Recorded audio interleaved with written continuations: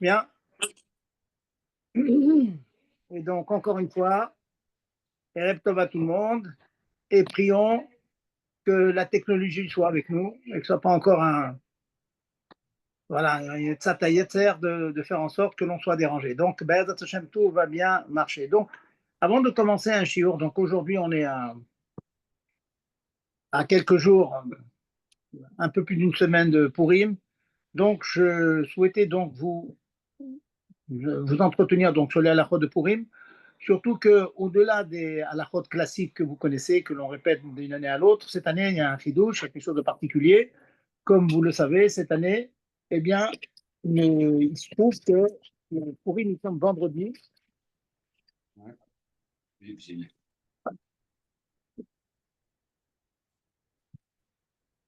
Et quand Pourim tombe vendredi, eh bien, on a un problème parce que il faut arriver à Shabbat dans un état assez convenable, avoir suffisamment envie de manger pour faire la mitzvah de Honek Shabbat, alors de manger le repas de vendredi soir.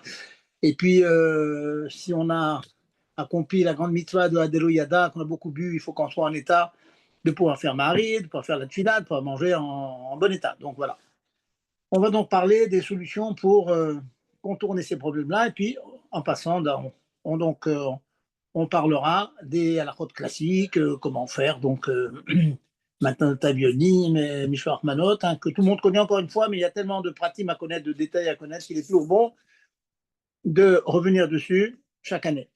Mais avant, je ne peux pas m'empêcher de vous apporter, mamage, 2 minutes, le Hayom Yom d'hier. Vous savez qu'il y a deux Hayom Yom maintenant parce que Adar Rishon Raja Sheni, le Hayom Yom de Adar Rishon Yom Bet. Ce sont des mots tout simples du Rabbi. Vous savez que Hayom Yom a été écrit par le Rabbi. Mais ce sont des mots simples, mais c'est les mots simples qui peuvent pénétrer, nous faire travailler, nous faire avancer le mieux. Le Rabbi rapporte, Rabbeinu Gadol, Admor Zaken, il nous dit la chose suivante, dans son Sidour, il a arrangé devant les Hanash, ça veut dire devant ses Chassidim, à Avoda Bemoach ou Chapes et Kaemet. Un Avoda Bemoach, comme on sait, toute la base de la Chassidoute, c'est Amoach Chalit Alalev, la réflexion, la Hitbonenu dans la grandeur de Dieu, les bontés de Dieu nous amènent au sentiment, et donc c'est le Sechel qui a une influence, un impact sur les sentiments, sur le cœur. Et pour cela, il nous demande de critiquer, de rentrer dans chaque noix, dans chaque mouvement qui soit selon la vérité. C'est quelque chose d'extrêmement difficile, la vérité. Combien, lorsqu'on demande quelque chose, quand on rend service, quand on fait une quelconque mise, combien il y a du émettre, combien il y a des intérêts, etc. C'est très compliqué. Mais en tout cas, quoi qu'il en soit, l'Admor Hazaken nous dit que la avoda, ça doit être une avoda béhémet. Mais le point qui peut nous toucher, on va dire, qui nous parle, comme on dit de nos jours, qui nous parle parce qu'elle est à notre petit niveau. Et cette avoda que nous demande, comme ceux qui se trompent et pensent que quoi? Chez Tsarir, vous apprenez les mots, les farek harim ou le shaber slaim, qu'il faut faire exploser les montagnes et briser des rochers. C'est pas ça. C'est pas ça. C'est pas ce que nous demande. Alors qu'est-ce qu'on nous demande? À Emet Agamour, la vraie vérité, si on peut dire, la vérité, elle est vraie, elle n'a pas besoin de dire la vraie vérité. À cher Kolaboda ou Poal aisé chez eux, n'importe quel petit acte que l'on puisse faire. Et ça, voilà, il faut vraiment se convaincre de la chose, se pénétrer. Un petit acte, par exemple, une kavana amitique, d'ail ou maspik, c'est largement suffisant. Aujourd'hui, vous avez fait une bracha en pensant. Vous avez mangé, bu un verre d'eau, vous avez dit un café, un thé, chez Hakol, Nihiya Bidvaro, que le monde a été créé par la parole divine. Mais se pénétrer des mots, Pirouche Amilot, qu'est-ce que ça veut dire ces mots? Et se pénétrer de ce concept tellement fabuleux que tout vient de la parole divine, que le monde est remis à l'existence à chaque instant. Voilà. Alors ça veut dire, j'ai pas fait une fila berérou, je n'ai pas descendu un dab de Gemara, j'ai peut-être, bien sûr, on fait Rita Tramba, mais on l'a fait peut-être de manière rapide, comme ça, un peu bâclée. Par contre, il faut savoir que faire une petite chose, un acte, comme par exemple, alors, les exemples qui sont ramenés dans Ayom Yom, faire une fila de Kamana, faire un passouk dans Chumash, un passouk dans Tehillim dont on comprend la portée, la signification. Ashrei Yosh Bebetecha, heureux soient ceux qui règnent, qui habitent ta maison. Voilà. On est mis de bonne quelques secondes là-dessus, profondément, ça nous touche. Et bien voilà, c'est la voix de la Chassidut. Toute cette avoda tellement, tellement exigeante, à moi, j'habite à la lèvre, que le cerveau doit dominer les passions, dominer les sentiments, et bien quelquefois ça peut se réduire à une bracha bekavana, à un teilim bekavana, un pasouk, un chumash rashi, un seul. Regardez, maintenant des psukim, des longs psukim sur le vêtement du Kohen, du Kohen Ediot, du Kohen Gadol. Dans les rachis, parfois il y a un mot qui passe et qui peut nous toucher, qui peut nous apporter quelque chose à nous. Ensuite, ça peut être un petit limoud, une petite Mishnah qu'on a étudiée, une halakha qu'on a étudiée. On l'étudie à l'ibad et nafshe, avec son cœur. C'est-à-dire avec son cœur. On étudie, nous, on a fait une halakha. Oui, mais une halakha qui nous touche, qu'on sent qu'une halakha, c'est un kesher avec Dieu. Hein, le fameux Yichud Nifla, dont parle Tanya, quand un juif étudie Torah.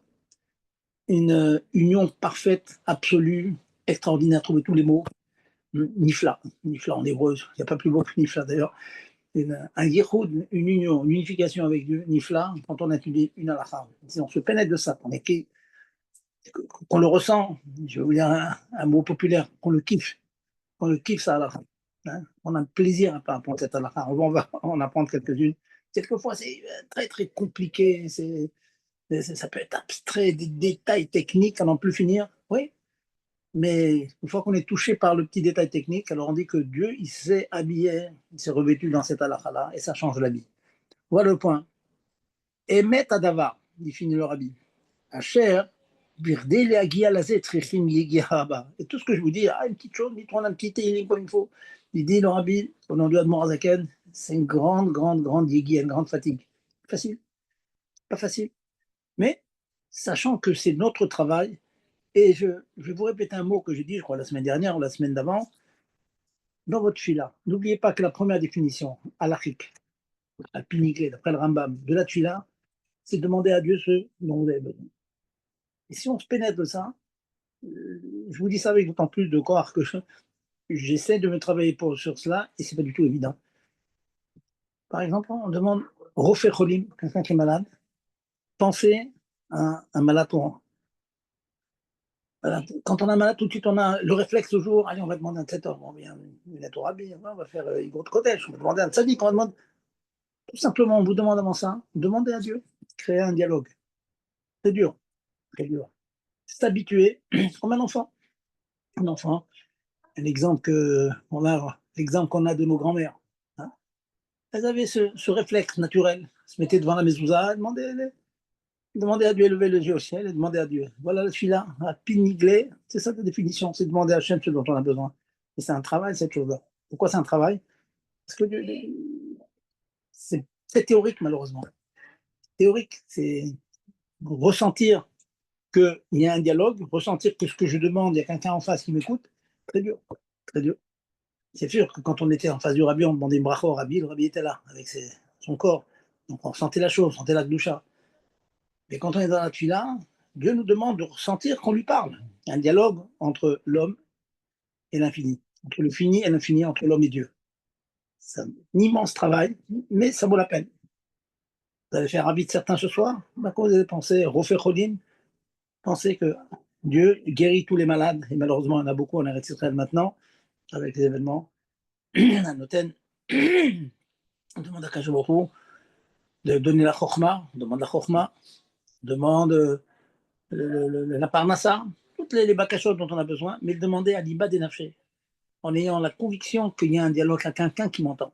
C'est pas comme ça, on fait la tuila parce qu'il faut la faire. Et bien oui, il faut la faire parce qu'il faut la faire. Mais il faut la faire sans rentrer encore une fois dans les, les kavanot, elionot, alpi kabbalah. Pensez qu'il y a un manque et je demande à Dieu de remplir le manque. Comme on dit dans la bracha, après avoir bu quelque chose, mangé quelque chose, tu as créé les manques de l'homme, et donc Al-Kolbash Baratat, les manques, et donc, tu as créé la possibilité de remplir les manques. Demande à Hachem, remplir les manques, on en a des manques. Voilà, le mot que je voulais dire, on dit toujours c'est un petit, c'est un très grand Ayom Yom. Et Bikitour, on ne demande pas de casser les montagnes, on demande de faire un petit quelque chose. Ça peut être aussi un chesed, faire un souper à quelqu'un. Combien de fois je vois quand on souhaite à quelqu'un, allez, soyez optimiste, ça va marcher. On voit que souvent on redonne le sourire à quelqu'un, rien qui sent qu'il y a une personne qui s'intéresse à lui, hein, qui a de l'empathie, comme on dit de jour, l'empathie, qui est touchée par la chose. L'empathie, c'est beaucoup plus que la sympathie. Parce que l'empathie, il est marguiche que l'autre, il est marguiche. On redonne un sourire, on a gagné. On a gagné. Voilà donc le point que je voulais partager avec vous ce soir. On parle d'Azat Hashem la semaine prochaine. On rentrera plus la, pas dans les halachot. On va en parler aujourd'hui des halachot de Purim, mais sur la profondeur de Purim. Qu'est-ce que c'est Adelu Yada, qu'est-ce que c'est Achashverosh, c'est Hashem, voilà. Donc aujourd'hui, on va s'en tenir donc au halachot de Purim cette année, Tafshin Pehe, 85, 1985, et donc la chose qu'il faut savoir déjà, une question qui est souvent demandée, hein, j'ai tâché de vous résumer les points qui sont le plus souvent demandés. Est-ce qu'on a le droit de se couper les cheveux, de se couper les ongles à pourrir? On demande, on n'a pas eu le temps de faire aux enfants, est-ce qu'on peut leur faire? Alors, la réponse est les khatri bediavad. Les khatri, a priori, on évite. On évite. On évite de couper les cheveux et de se couper les ongles un jour de pourrir. Mais s'il y a un besoin, hein, je ne vous donne pas toutes les références. Si ça vous intéresse, je peux vous envoyer des écrits que l'on a fait dans ce sujet. En cas de besoin, si vraiment un enfant il a une grosse tête et que ça le dérange, ou bien quelqu'un qui a les ongles trop longs, on a le droit de le faire. Quelles sont les mitzvot d'ailleurs? C'est quoi les mitzvot de Purim? On va les rappeler, mais déjà, quel est le qui, quoi, comment et quand? Qui, vous savez que les mitzvot de Purim, elles incombent aux hommes comme aux femmes. Je devrais dire aux femmes comme aux hommes. Pourquoi aux femmes comme aux hommes? Parce que dans la théorie pure, Purim, c'est une mitzvah tassée, certes, des rabbanan, mais c'est une mitzvah tassée, pas positive, hein, faire quelque chose. Les Torah mitzvah. Les Torah, pardon, c'est le mitzvah tassée, c'est Hashman Grama, pardon, qui dépend du temps, une fois par an. Et toutes les mitzvahs positives qui dépendent du temps, comme Tfilin, Titit, Soukar, Ba'aminim, le Lulav, etc., les femmes sont exemptées. En l'occurrence, à Purim et à Hanouka, ce sont deux fêtes qui sont mitzvot tassées, mais les femmes sont chayavot comme les hommes. Deux raisons sont ramenées dans les poskim. La première raison, c'est que M. Ayub Otohanes. Qu'est-ce que ça veut dire Ayub Otohanes? Ça veut dire qu'elles étaient dans la xéra de Haman, de destruction totale, comme on voit de nos jours malheureusement. Pas de différence, femmes, enfants, vieillards, tout le monde dans leur xérot marcheman. Donc le fait qu'il y ait une atzala, il y a une atzala aussi pour les femmes, donc elles sont concernées, donc c'est normal qu'elles soient chayav. Une deuxième raison, c'est que, on va dire, l'artisan du Nes, le héros de l'histoire, si on peut dire, c'est Esther, c'est une femme. Donc il est normal que les femmes soient en l'honneur et que les femmes soient chayabot. Donc c'est pas un honneur, un kavod, c'est qu'elles sont chayabot et mitzvot. Donc toutes les mitzvot, de la lecture de la Megillah, Mishloach Manot, Matan d'Alionim, on va en parler, et puis la Saoudat Purim, tout ça, les femmes sont chayabot comme les hommes. Maintenant, quelle heure? Ça c'est qui? Quelle heure? Les mitzvot, les khatrila, celles que je viens de citer, ça commence depuis le net jusqu'à la Shkiat Hachama. Le net, du soleil, Shkiat Hachama, le coucher du soleil. Maintenant, imaginons par exemple qu'une personne n'aurait pas fait les mitzvot et que c'est déjà la Shkia, elle s'empressera, parce qu'après la Shkia, c'est ça fait Kiyom, ça fait Klaya. c'est une période de la journée, une tranche de journée, où il y a un doute si c'est le jour ou la nuit. Donc, elle fera bien sûr les mitzvot, qui n'exigent pas une bracha. Il n'y a pas un safek, un chachash de bracha levatala, donc elles font les mitzvot. Attends, Tevyonim, Shloch Manot, etc. Le Michté, s'il n'y a pas le choix, elles font même après la Shkia. Par contre, la Megillah, c'est problématique parce qu'il y a une bracha. Donc, si on fait la lecture de la Megillah après le la Shkia, après le coucher du soleil, on va regarder sur des calendriers à quelle heure ça va. C'est la Shkia. Eh bien là, il faudra, oui, faire la lecture parce que c'est quand même un safek, faut le faire, un safek, mais sans bracha parce que ça fait brachot les haquets. Ça, ce sont les horaires. Pareil aussi, si on veut faire le matin avant le net, ça on peut, d'après la halakha pure et dure, depuis le Hamoud Hashachar, l'aube, jusqu'au net, c'est quand même le jour. Donc s'il n'y a vraiment pas le choix, on peut faire toutes ces mitzvot donc plus tôt. Ça, c'est possible. Pour ceux qui vont travailler, quand on a vu en prendre, c'est possible de le faire. Voilà. Maintenant, je vais aller directement, après vous avez dit donc le qui donc homme et femme, quand du lever au coucher du soleil. Bien sûr, il y a la lecture de la Megillah la veille aussi. Quand les mitzvot, je les ai cités. Et maintenant, je vais aborder donc le point chidouchique, on va dire, le point un peu hors norme, qui n'est pas fréquent de cette année. Comment est-ce qu'on peut se débrouiller pour glisser dans une journée donc toutes ces mitzvot, en particulier le repas, sachant qu'en général à Pourim, on mange beaucoup, on boit beaucoup, mais on est quand même limité par le fait que Erev Shabbat, c'est vendredi, il faut faire un repas, il faut faire le kiddush. Donc, comment se débrouiller? Et c'est pas évident, parce que si vous êtes dans le repas, sachez, si on est dans le repas de Pourim, on a commencé un peu tard, dès que on arrive à la Shkia, on arrive au coucher du soleil, on ne peut plus manger. On ne peut plus manger, tout simplement, pourquoi? Ben parce que on n'a pas le droit de manger à partir de la Shkia si on n'a pas fait kiddush. Non, il faut faire kiddush. Or, on est dans le repas, on a fait moti, en principe, on a fait moti. On a bu du vin. Donc, on va faire le kiddush. C'est ça le problème. Est-ce qu'il y a un moyen de continuer le repas?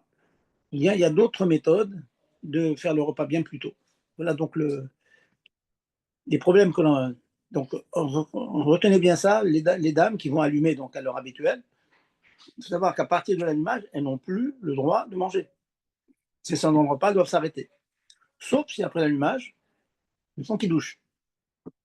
C'est ce qu'on appelle, ça va être la troisième solution dont je vais parler tout à l'heure, à savoir la solution qu'on appelle pores mapa. Étendre une nappe sur la table et continuer le repas. Et donc, ça sera le début, ça sera le repas de Pourim, et la fin sera le repas de Shabbat.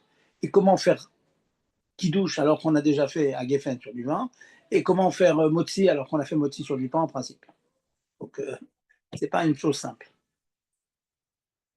Donc, avant de vous donner les chitotes, hein, les possibilités que l'on a devant nous, je voudrais rappeler que il y a une discussion dans les poskim pour savoir s'il y a une obligation de manger du pain à Pourim.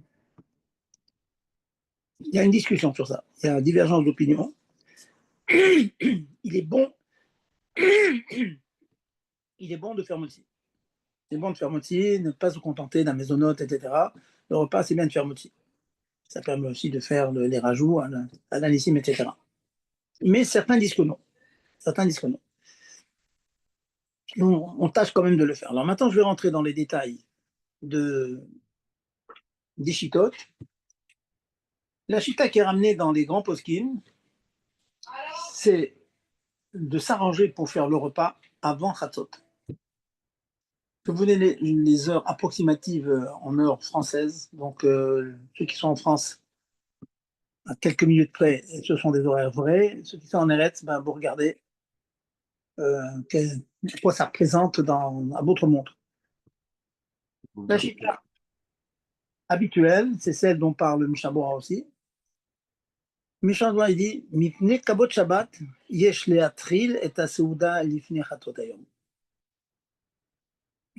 avant Khatzot. Donc, à Paris, c'est à peu près 13h, 1h d'après-midi. Commencez avant. Commencez à midi. Ouais. Et si on finit, j'ai envie de vous dire, assez rapidement, bien sûr, on fait un bon repas. Disons qu'on va rester pendant de midi jusqu'à 2h, 2h30 de l'après-midi. C'est déjà un bon repas. En fait, 2h30, on est en train de boire, de manger, etc. Ensuite, on peut aller faire mincha. Et en principe, l'appétit va revenir. Vous voyez. Et vous pourriez, par exemple, si vous faites Nifsaïm, par exemple, vous allez amener des Mishloach Manot, eh bien, vous le ferez après. Qu'une solution. Donc, la première solution qui est proposée par les poskim, c'est tout simplement le matin. Le matin, on se lève le matin, on fait la tfila, on fait la lecture de la Megillah, et ensuite on commence à faire le repas. Bon, chacun arrangera techniquement ce qui est pratique pour lui, compte tenu de sa famille, de ses amis, de la choule, beaucoup de paramètres. Voilà, c'est une solution. Voilà. Maintenant, la deuxième solution qui est ramenée dans les post-it, c'est de commencer, pas plus tard. Là, j'ai dit donc, la première, c'est avant Khatzot, c'est pas, ne pas commencer après le début de la 10e heure de la journée. C'est des termes des post-it. Qu'est-ce que c'est la 10e heure? Quand on dit la 3e heure, c'est de 2h à 3. Hein. On dit la 9e heure, c'est entre 8 et 9. Hein. C'est bien connu. Le 20e siècle, c'est entre 1900 et 2000. Hein, le 20e siècle. Donc, quand on dit c'est le début de la 10e heure, ça veut dire à 9h, 9h01. Qu'est-ce que c'est 9h01? 9h01, c'est à partir du début de la journée. Début de la journée. Dans un tableau qui serait idyllique, ça serait à 6h du matin, par exemple. Vous ajoutez donc 9h, c'est 3h d'après-midi. Heure zmanite. Et donc, le début de ces 3h d'après-midi variables, je vous donne le compte à Paris, c'est 16h. 16h. Donc, la première chita, on a dit, c'est avant Khatzot, avant 13h. Deuxième chita, c'est pas plus tard que 16h de l'après-midi. Comme Shabbat, c'est assez tard, il reste peut-être moins de temps, mais il reste comme du temps pour faire un repas. Et cette solution, elle est favorable. Beaucoup vont faire cette solution-là,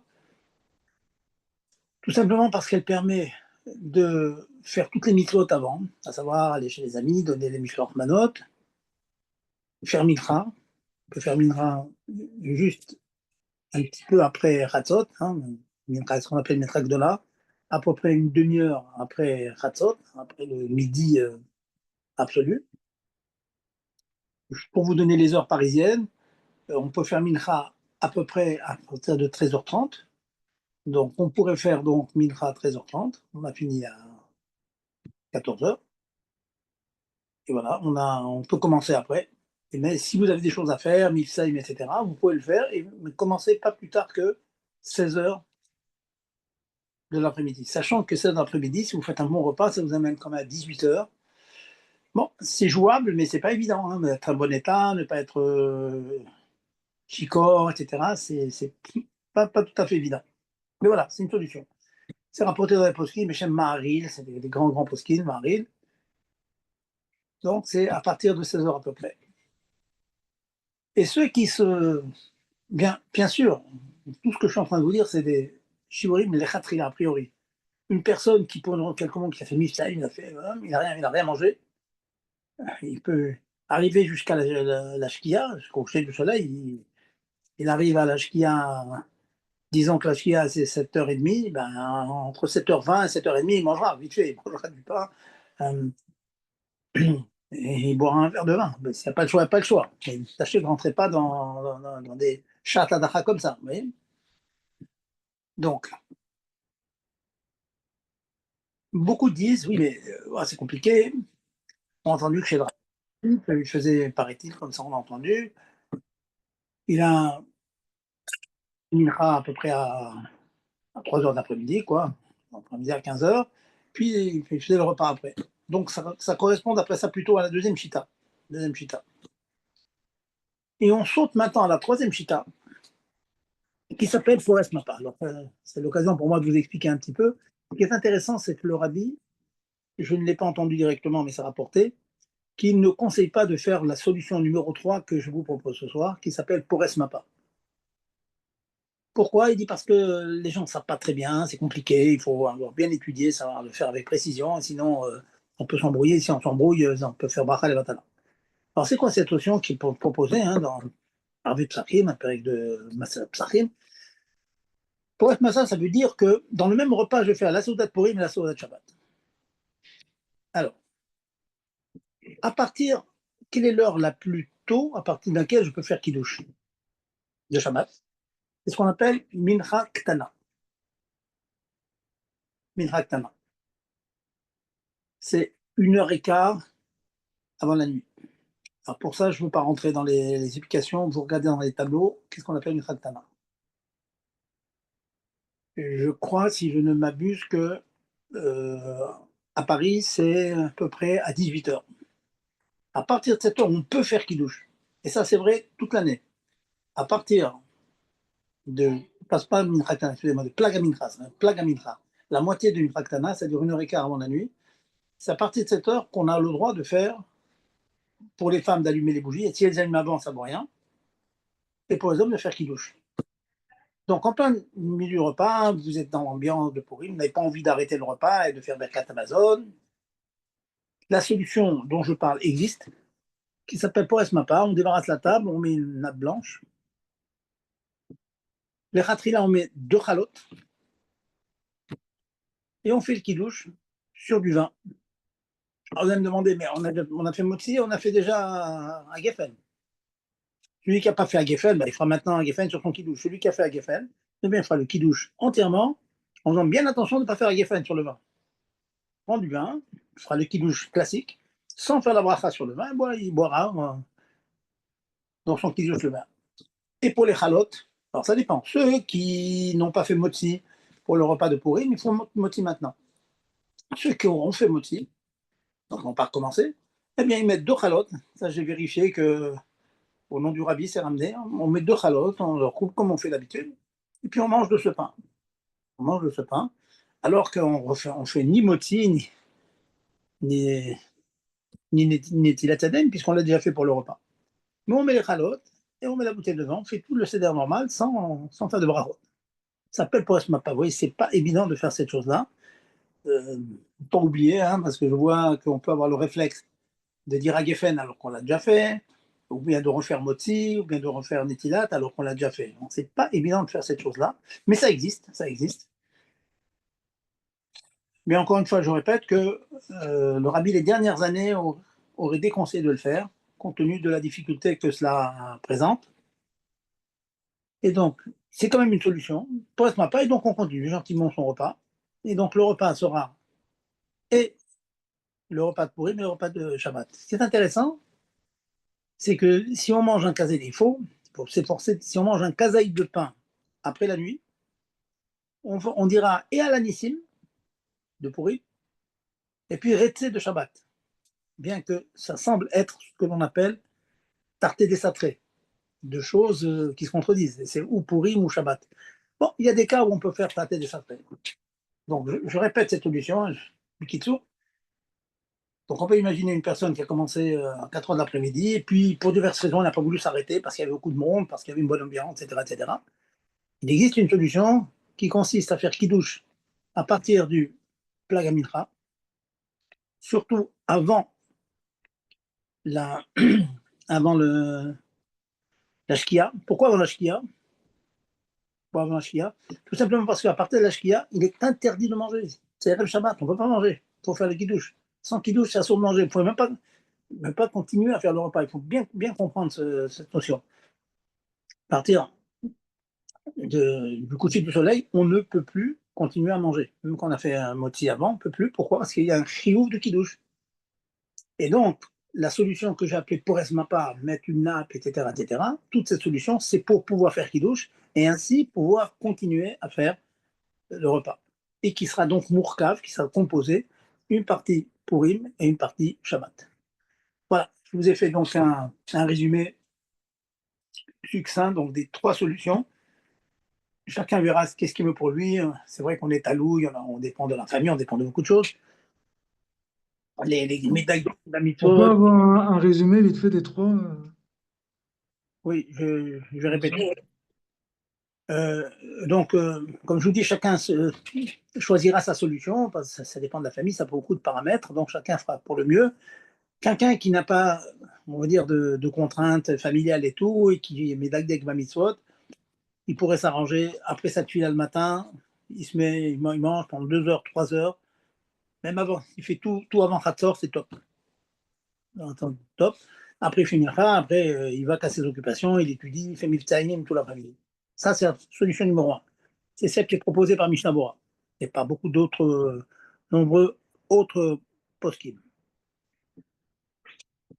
La deuxième solution, c'est ramené par, au nom du Maharil. Maharil, c'est un des Shonim, c'est vraiment très très chachou dans la halakha. Il dit que c'est possible de le faire à partir du début de la 10e heure. De la 10e heure. Et pour résumer, en France, à Paris, c'est à peu près 16 heures. Ça marche aussi, parce que bon, on est suffisamment loin du repas du vendredi soir. On pourrait manger de 16 heures jusqu'à 17, 18 heures, même 19 heures, puis s'arrêter, et le temps ensuite d'aller faire Marie, etc. Bon, on va dire on aura en partie digéré, parce que ce qui est important, c'est Mishum Kavod Shabbat. Kavod Shabbat est important de manger le repas de Shabbat Bété Avon, avec un appétit. Alors, vous savez que les Tavot de Shabbat sont 100% recommandés. Alors que dans la semaine, le jour de Chol, on évite de profiter, etc. etc. Hein, Kadesh Atzmecha Bemutarlach, sanctifie-toi dans les choses qui sont permises. Shabbat, non. Shabbat, sans bien sûr, Shalom mettre un goin après tout, mais Shabbat, il faut profiter des bonnes choses. Je pense que vous avez entendu le, le Sipo qui racontait au niveau d'Admour Zaken, où il avait travaillé sur lui-même, il a fait travailler ses Talmidim pour qu'il n'ait pas de plaisir dans ce qu'il mange dans la semaine. Alors, un Talmud lui aurait demandé une fois, il lui a dit, mais Rabbi, c'est marqué Onek Shabbat. Et où il aurait répondu, où on rapporte au nom de quelqu'un, je ne connais pas exactement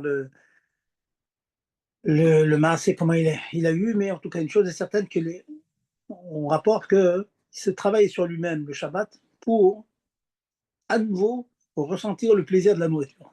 Ça, bon, il faut être Admozaken pour faire ça. Donc, la semaine, s'il mangeait un bon gâteau, ben, il ne sentait pas la douceur du gâteau.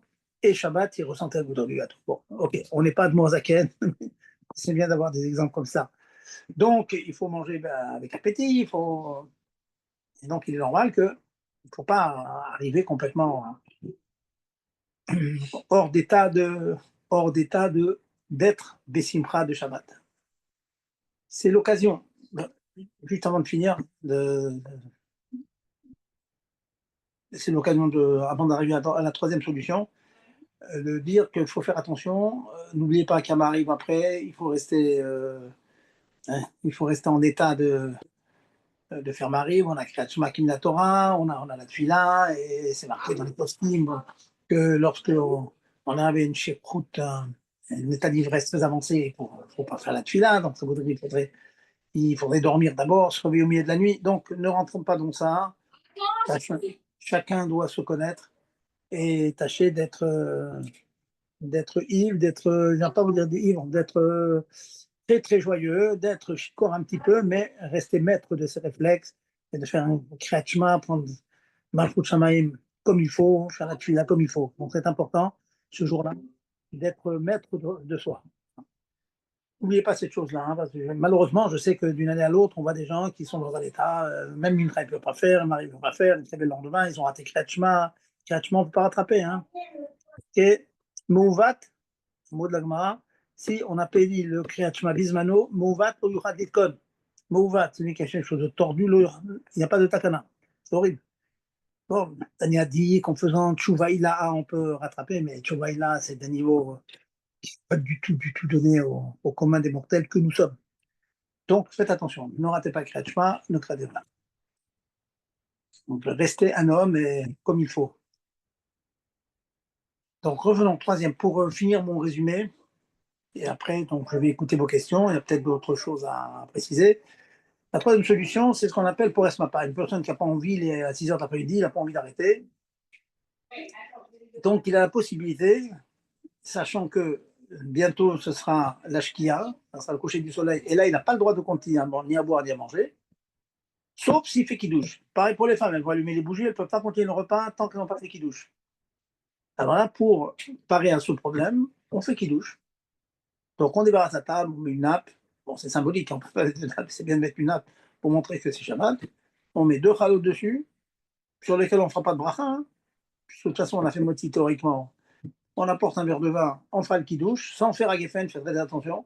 Si vous risquez de vous tromper, vous mieux ne pas apporter le vin, faire tout le texte du kidouche sans dire à Geffen, sans vin, pardon, sans avoir un verre, de peur qu'on se trompe. Mais si vous pensez que vous êtes maître de vous-même, vous prenez le vin, mais vous ne faites pas de bracha, vous pouvez même boire le verre, puisque vous avez déjà fait auparavant à Geffen, auparavant. Et donc, refaire donc, toute la cérémonie du kidouche, et grâce à laquelle vous pouvez continuer le repas, continuer à manger. Et ensuite, à la fin du repas, vous incluez et ce qu'on ajoute à Purim et ce qu'on ajoute à Shabbat. C'est pour Shabbat et à l'Anissim pour Purim. On peut le faire. Si on a mangé, faites attention, mangez, gardez une petite place dans votre estomac pour manger un kazaïd de pain la nuit. Voilà. Voilà, donc, je voudrais répéter donc, rapidement toutes les solutions qu'on peut avoir. Peut-être que vous avez encore des questions là-dessus. Et dans tout ce que je viens de vous dire aussi, faites attention à placer Mincha comme il faut. Hein. Sachant que Mincha, bonne chose, c'est de le faire juste au début de Tratzot. Hein. Voilà. N'oubliez pas, c'est marqué dans les livres que faites attention, comme c'est Shabbat, pour Purim, on a plein de choses dans les poches, on a des étiquettes, on a de l'argent qu'on a donné pour les pauvres, etc., etc. Donc, il faut fouiller ses poches et vérifier qu'on n'a rien oublié. Donc, dans les poches. Quand on fait Mincha, n'oubliez pas que c'est Mincha de Erev Shabbat. Donc, n'oubliez pas que notre minag, c'est de faire Odou, ouais, comme on fait tous les Erev Shabbat. N'oubliez pas cette chose-là. Je dis ça parce qu'on est tellement dans un autre monde à Purim qu'on oublie ces petits détails. Mais les détails, comme j'ai dit tout à l'heure, rappelez-vous, hein, la Abodat Hashem Behemet, c'est pas de casser les montagnes et de briser les slaïm, hein, les rochers. C'est d'être Medakdek Bamitzvot, de faire une petite chose comme ça. Comme par exemple, fouiller ses poches à l'entrée de Shabbat, ne pas oublier un mouchoir, comme très souvent, j'ai quelque chose dans la poche, j'ai oublié, on a oublié. Euh, ensuite, voilà, donc c'est en gros donc, ce dont je voulais vous parler pour cette particularité de cette année. J'ai vu qu'il y a beaucoup de travaux qui ont été faits à ce sujet, tous les rabbinim ont sorti des contressim là-dessus. Bon, j'ai tâché de vous résumer ça au mieux. Voilà, vous choisirez la bonne solution. Un point intéressant avant de vous écouter, ça c'est mon Jean le Ravlov qui m'a apporté ça. Très, très, très intéressant. Il m'a montré une photo d'une question que le Rav Groner a transmise au Rabbi sur le Inyan de la 7e heure. On ne fait pas qui douche pendant la 7e heure. À Paris, c'est entre 7h moins 10 et 8h moins 10. Et on peut être amené à faire donc le kidouche à ce moment-là, donc on a un problème. Eh bien, il a demandé la question au Rabbi, le Rabbi a dit, mais si déjà, on parle du cas de Porès Mapa, si déjà il est au milieu du repas, il n'y a pas de problème. Extraordinaire, mamache extraordinaire. Ceux qui sont intéressés, je peux vous envoyer le. Et Bektaf Kocho du Rabbi. Hein, donc la chaîne a été tapée, Rabbi l'a placé chez le Rabbi a répondu, comme ça on voit son écriture. Il dit si on est dans un repas et qu'on fait un kidouche pendant le repas, ce qui est très très rare, ça se trouve pourri. On est dans le repas en train de manger, au milieu du repas on fait kidouche, c'est évidemment rare. Mais Rabbi a répondu dans la mesure où on est dans le repas, il n'y a pas la ségoula, le problème que l'on a habituellement de cette fameuse chasse. Très très intéressant. Vous voyez, des petits détails comme ça, que des fois on arrive à glaner euh, du rabbi directement. Voilà. Messieurs, mesdames, j'écoute vos questions maintenant. Oui, bonsoir, Rav. Je voulais vous demander, alors, du coup, si celui qui choisit Porès Mapa, du coup, il faut qu'il trouve une communauté où il pourra faire Maariv, parce que si après il enclenche sur Shabbat, après il faut qu'il fasse le Birket Amazon, et du coup, quand est-ce qu'il va prier Maariv? 100%. Non, je vous ai donné les solutions 10 jours avant Purim pour que vous réfléchissiez aux implications pratiques, pragmatiques. C'est évident. Bon, je vais vous répondre à ce que vous me demandez. Il y a des familles chez nous qui qui ont demandé d'avoir une salle dans notre Beth Knesset pour faire en famille Purim. D'accord, Donc, d'accord. eux, ils peuvent faire Boris Mapa. Vous voyez ce que je veux dire? Maintenant, celui qui habite à une demi-heure, c'est clair qu'il ne pourra pas. S'il fait Boris Mapa, ça veut dire qu'il va faire Arvit tout seul. Ou il ne fera pas Arvit. Voilà. Bien sûr. Deuxième question pour le Mishloach Manot. Mon épouse, elle est dans les shloshim de son père. Est-ce qu'on a le droit de faire des Mishloach Manot, enfin, elle, est-ce qu'elle a le droit pour une femme? Ou est-ce Alors, qu'il y a... bon, c'est une halakha. Je ne vais pas parler encore des halakhot. Hein, je pense que je vais laisser ça pour la semaine prochaine. Mais bon, vous me posez la question. C'est Yadoua qu'un Abel, un Abel. Donc, si on est Abel de ses parents, papa, maman, la halakha que je vais dire, c'est toute l'année, 12 mois. Si on est Abel de son épouse ou frères et sœurs, etc., ou les enfants, on est Abel pendant un mois, pas plus. Eh bien, un Havel ne reçoit pas des Mishloach Manot. On n'envoie pas des Mishloach Manot à un Havel. Mais le Havel, lui, il est tenu de faire la mitzvah. Il l'envoie, mais il ne Ah, reçoit pas. D'accord? ah. Oui, parce que Mishloach, ça veut dire envoyer. Ouais. Ouais. Ah, même pas Et- Shliach, non, elle n'envoie pas du tout. On l'envoie là, mais elle reçoit. Même si le Havel, il reçoit par un Shliach, mais on n'a pas le droit d'envoyer même par un Shliach. Oui, mais la mitzvah, c'est d'envoyer, justement, c'est pas de recevoir. Absolument. C'est d'envoyer. Et donc, le Havel, il a la mitzvah d'envoyer. Mais Pas de une autre recevoir. personne ne peut pas faire la mitzvah de lui envoyer au Abel. Il doit chercher quelqu'un d'autre. J'ai compris. Merci, Rav. Je vous en prie.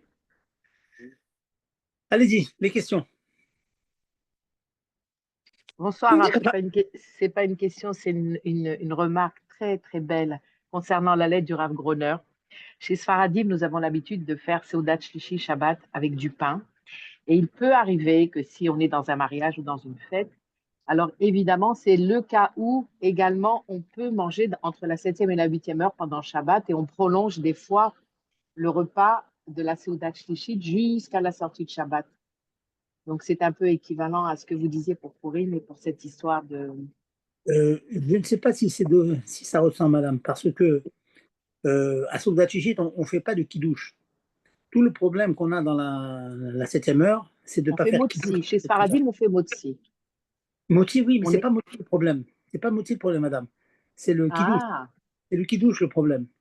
Alors, et comme on fait kidouche, bien sûr, il faut faire moti, mais d'accord. Donc la réflexion, c'était par rapport au kiddush. D'accord. voilà, Mais le motzi, on est d'accord, on peut le prolonger jusqu'à la sortie de voilà, Shabbat. Et faire Birkat, même en dehors du Shabbat, en mettant Retsé dedans, bien sûr. voilà, absolument, madame. Oui. Très bien. Et concernant le troisième cas qu'on va quand même éviter, Bezrat Hashem avec l'aide de Dieu, le Hagefen qu'on aura fait pendant Purim, donc à 16 ou 17 heures, si on a entamé donc le repas de Purim et qu'on va le prolonger, donc la troisième solution que vous proposiez, donc on est acquitté avec le Menchalosh qu'on va faire, on ne fait pas en fait de Hagefen à la fin du repas. Le Birkat, Le il va birkat, bien acquitter, sûr. il va acquitter le Geffen qu'on aura bu pendant Purim. Et donc, on fait le Retsé et et à l'amir. et on fait voilà, c'est ça. Et à Sur la l'anif. prière de Purim. À l'anissim. Voilà. Le birkat Amazon va nous acquitter de le vin, la bracha on a du vin et d'autres qu'on a fait Même si absolument. le kiddush, même si le motzi a été fait avant Bien, l'entrée de Shabbat. oui, pas de C'est problème. exactement ce que vous avez expliqué. C'est Voilà. très bien, c'est très clair. Baruch Hashem. Bon, on évitera cette solution, mais Bezrat Hashem, il vaut mieux être au courant. Mais vous savez, ces solutions, madame, ça va beaucoup. C'est une question technique aussi. Comme a dit monsieur tout à l'heure, si je fais cette solution, je peux faire vite. Alors, j'ai donné les solutions pour savoir celle qui est la Tout plus à réalisable fait. dans les familles, vous voyez. Razak. Voilà. Très, très bien. La première solution est vraiment la meilleure, je pense. Alors, je pense que pour le matin, oui, c'est ça. Darabba. Allez-y, messieurs, à vous. Pas d'autres questions? Donc, excusez-moi, donc si j'ai bien compris, on pourrait faire, on peut faire le Mishnah avant Mincha. Absolument. Si vous le faites le matin, ça va mieux, absolument. Mais Absolument. le matin, c'est jusqu'à quelle heure? Le matin, non. Jusqu'à quelle heure vous demandez? À partir de quelle heure vous pouvez commencer? C'est quand vous Non, voulez. Hein. ouais, non, c'est-à-dire vers 11 heures. Si on fait le Mishnah à 11 heures, c'est toujours valable dans le matin? Très bien, bien sûr. Mais à Paris, vous avez Khatzot, c'est 1 heure. On ne fait jamais Mincha avant 1h30. Donc, si vous faites votre repas entre 11h et 1h30, vous avez 2h30 de repas. Hein. Ah, c'est nickel. Ouais, vous avez largement le temps de faire et d'être bien, bien rassasié sans être bourré pour le soir. Ça, c'est pour ça que c'est une bonne solution. Rav Zerbib, Petite question aussi. Rav Oui. Zerbib, Oui, il y a des questions, j'écoute. juste si par exemple on mange à 11 heures, est-ce qu'on peut commencer par le michté et faire toutes les autres mitzvot après qu'on a fini le michté? C'est-à-dire écouter la Megillah après, Mishloach Malot. Non, pas la Megillah, non. La Megillah, c'est Ah, après. bah voilà, c'est ça que Non, je voulais savoir. La non, Megillah, elle est avant tout. ah bon, la Megillah, c'est après la Tfila. Dites-moi, vous n'allez pas me dire que vous vous avez l'habitude de faire la Tfila du matin à midi, 1h de l'après-midi, j'espère. Hein, vous faites ça de bonne heure, hein, je compte sur vous. Je ne le dirai pas en public. Voilà, voilà. Faites la Tfila normalement, comme un bon juif qui prie le matin, même un peu tard, 9h, on va dire. Après, il fait la Megillah. Après, bon, il a tout son temps. Il ne faut pas prier trop tard. Hein, je compte sur vous. Et surtout, jamais après Khatzot. Voilà. Rav, est-ce qu'on pourrait faire pour le Mishnah de Purim une Seuda Halavi? Écoutez, je vais vous répondre oui, mais il y a un inyan de faire ça avec de la viande. Parce que vous savez que c'est marqué que à l'époque du Beth Amikdash, En simcha ela bebasar veyayin. La vraie simcha, c'est basar veyayin. Alors, bon, dans les fromages, bon, on peut, je peux vous dire personnellement, je suis un grand amateur de fromage, même les fromages raffinés, forts, etc., etc. Mais il n'en reste pas moins qu'un repas à la viande, il n'y a pas photo, comme on dit, vous voyez ce que je veux dire. Donc, c'est quand même, si maintenant des gens, ils sont allergiques à la viande, comme ça, oui, on peut imaginer. Mais il faut tout faire pour faire quelque chose à la viande. Non, c'est par rapport au fait on va faire une Seuda aussi viande le soir pour être pas trop pas trop de viande, quoi. C'est parce que c'est vrai que si on mange trop de viande, après parfois on n'a pas le kiff de Shabbat de la Seuda Tonet Shabbat. Donc Je vais vous répondre, madame, je vais vous répondre. Et peut-être vous mettez le doigt sur un des points. En fait, tout mon chiot d'aujourd'hui, c'est trouver les meilleures solutions pour ne pas être bourré le samedi soir, le vendredi soir. Et j'ai envie de vous répondre très simple, très simple. Puisque la mitzvah, comme je vous dis, les khatrila en tout cas, c'est de manger de la viande, mangez 50 grammes de viande. Ouais. Vous voyez ce que je veux dire? On n'est pas obligé de D'accord. tuer. Un petit morceau de viande, on fait la mitzvah, nigmar, c'est tout. Et D'accord. moi, je pense que c'est beaucoup mieux, vous voyez? Voilà. Ok. Merci beaucoup. Je vous en prie. Allez-y, messieurs, encore les questions, allez-y. Ah oui, Rav, en Israël, comment ça va se passer cette année? Même si c'est, il n'y a pas, parce que le 15, normalement, non, pour ceux qui sont à Jérusalem, le 15. Une fois le lendemain, dimanche. Alors, vous posez une bonne question, madame Razak. Vous m'avez réveillé une question avec votre question. Il y a une grosse discussion. Est-ce que dimanche, pour nous, les routniks, je parle de ceux qui sont en route à l'arrêt, est-ce qu'on fait Tachanoun? Alors, c'est quoi le problème? Puisque Purim, pour nous, c'était vendredi, donc samedi, c'était le lendemain de Purim. C'est ce que l'on fait d'habitude, ce qu'on appelle Shoshan Purim. Donc, dimanche, c'est 2 jours après notre Purim. Donc, on pourrait dire, c'est pas comme chaque année où on fait pas Tachanoun parce que c'est le lendemain de Purim. Mais d'un autre côté, ce dimanche, il s'appelle Shoshan Purim. C'est-à-dire, à Yerushalayim, ils font.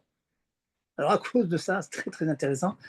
Il y a plein de rabbinim qui discutent est-ce que oui ou non on fait. D'un côté, il n'y a pas de raison de faire parce qu'on est 48 heures après Purim. D'autre côté, on dit mais c'est quand même Shoshan Purim. Et en Eretz Israël, ils font Purim. Alors, on a décidé dans notre, on va dire, dans notre Keïla, j'ai laissé les choses ouvertes. J'ai dit écoutez, Des Hamid Kemar Avid, des Hamid Kemar Avid. Celui qui fait comme ça, c'est bien, celui qui fait ça, c'est aussi bien. Donc celui qui veut faire, celui qui sent un Ergesh, celui qui sent que c'est la Simcha, il est toujours encore dans l'ambiance de Purim et tout, il peut s'appuyer sur ceux qui disent qu'on ne fait pas Tachanoun dimanche. Parce que c'est Shushan Purim à Yerushalayim. Mais d'un autre côté, je comprends ceux qui disent qu'il faut faire parce que c'est pas le lendemain de Purim, c'est le surlendemain de Purim. Bon voilà, chacun fait comme il le ressent. Bon, Bezrat Hashem, Rav, on n'aura même pas cette question parce qu'on va être délivré, donc il n'y aura plus de Tachanoun. Chazak, ça c'est un bon wort, madame. Chazak ou Baruch, on va délivrer et on va plus faire. Bon, d'un autre côté, je comprends ce que vous dites, mais peut-être que si on est délivré, il faudra faire une grande chouva sur les bêtises qu'on a faites avant. Voilà. Et, un point intéressant aussi, je pense que je vous en ai parlé l'an passé. Si, Shalom, la semaine prochaine, donc je vais insister sur le matin de Tavionine, qu'il faut, comme j'ai dit l'année dernière, il faut envoyer dans des grandes organisations qui ont des listes de gens qui sont pauvres et tout, bon, comme vous savez. L'année dernière, j'ai eu le cas, quelqu'un qui est venu après la shkia, la nuit, il m'a apporté un gros billet, voilà, le pauvre. J'ai dit, mais mon ami, j'ai distribué beaucoup d'argent. Je ne peux plus maintenant, aujourd'hui, c'est pour il. Et puis, j'ai vu que certains postes qui me disent qu'on peut envoyer cet argent à Yerushalayim, parce que c'est encore pour eux. Donc, même pour nous, les Français, eh bien, Purim est fini, et même en Eretz Israël, ça existe ça. C'est une certaine partie d'Eretz Israël, Purim est fini. Alors bon, on pourrait envoyer de l'argent donc à Yerushalayim, mais pour eux, c'est Purim, donc on n'a pas perdu complètement maintenant. Voilà, c'est bien de se rappeler ça, en espérant, Hachem, qu'on ne va pas oublier, qu'on va faire tout bismano, belto, en son temps, comme il faut. Hein, tâchez de bien faire. Techniquement, j'ai envie de vous donner quelques etzot, puisque quelqu'un m'a demandé quand on va faire la Megillah. La Megillah, il faut la faire le matin après la Tuila. Ça y est, on est quitte, on est quitte. Après, tâchez rapidement d'avoir quelques personnes à qui vous distribuez les Mishloach Manot. Hein, Mishloach Manot, Ishlereu, c'est un seul, ça suffit. Donc vous avez donné un, ça y est, ouf, vous êtes quitte. Après, vous avez des heures et des heures pour distribuer à 100 ou 200 personnes. Okay.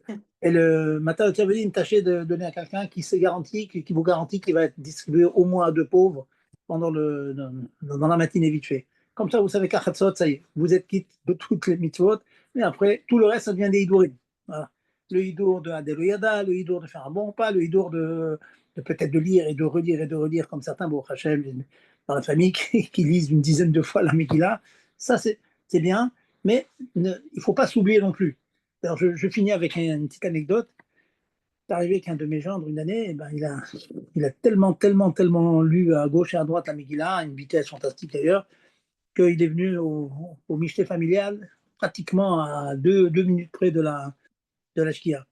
Alors, depuis, je donne à Etza, franchement, ceux qui font comme ça, qui sont pris par bon et par gros de tous les côtés, de faire un petit motzi, de manger une petite boule de pain, de prendre un verre de vin. Il dit, au cas où, Shalom, je ne peux pas assister au grand michté familial, etc., avec la communauté, au moins je suis quitte. Pensez-y, un petit repas comme ça, minuscule, ça suffit, c'est le michté, on a fait la mitzvah, nigma. Il faut manger au moins un kabetza, 54 grammes de pain, vite fait, un verre de vin, on fait Birkat Amazon avec Alanissim, on les quitte. Et voilà. Et après, on fera le hidour de s'installer au gros repas avec tout ce qui s'ensuit. Voilà. Autre question? Est-ce Est-ce qu'il est possible comme vous avez dit, de prendre kazaï de pain et de boire un verre de vin? Kabetza.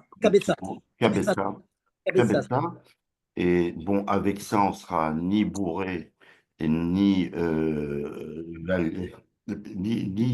être sous, entre guillemets, pour Purim. Mais est-ce que si on continue à boire pour Shabbat, est-ce qu'on peut entrer dans le Inyan de Purim? C'est-à-dire que si on dit les Chaim pendant Shabbat, parce qu'on n'a pas pu faire assez pendant Purim, est-ce que ça rentre en compte? Je vais vous dire, ça fait partie de la Simcha Klalit. Mais si vous dire que c'est la mitzvah de Adeloyada de Purim, ça je ne peux pas vous dire. Parce que sauf le Zman il est passé. Alors c'est une grande mitzvah, c'est tout ce que vous voulez, mais si on veut rentrer dans le cadre, hein, vous savez, nous on est des orthodoxes, hein, on est des orthodoxes bouchés, que ça veut dire boucher, Baruch Hashem, on est ouvert à tout, mais on est bouché que quand on a un cadre étoile de la halakha, on fait tout pour rentrer dans le cadre. Et quand on est rentré dans le cadre, alors, au Farasta, on peut faire exploser le cadre. Mais il faut faire dans le cadre. C'est pour ça que je vous ai piqué tout à l'heure avec Ratzot, dans la tefila. C'est bon? Moi, j'avais une question technique encore par rapport à Matanot Laevionin. Ça veut dire à deux pauvres, c'est bien ça? Au moins, oui, absolument. Et est-ce que, bon, il faut que ça soit forcément discret, mais puisqu'il faut que ça soit distribué le jour même, moi j'ai une possibilité d'envoyer de l'argent à des personnes que je connais, d'ailleurs, on va dire de la famille en priorité, et c'est-à-dire je fais le virement d'avance et je leur dis de le prendre le jour même. Comment ça se passe au niveau technique en Israël? Est-ce qu'ils peuvent prendre l'argent d'avance et puis en faire acquisition le jour de Kippour, le jour de Purim? Vous me posez une question, là, vous me posez une colle, la vérité. Parce que je n'ai jamais vu qu'on fasse ça, et je dis en général qu'il ne faut pas envoyer à l'avance. Maintenant, je vais cogiter pour savoir si on peut s'arranger avec le Mekabel. Alors lui dire, voilà, il y a un virement qui sera fait jeudi ou mercredi, mais cet argent est à moi. Est-ce que tu me gardes cet argent? Il est en picadone chez toi. Je pense que ça doit être possible, ça. Je vais réfléchir. Et voilà, je le mets en picadone, donc il n'est pas à toi. Et il reste à moi, et je te demande de le prendre, le jour de Purim.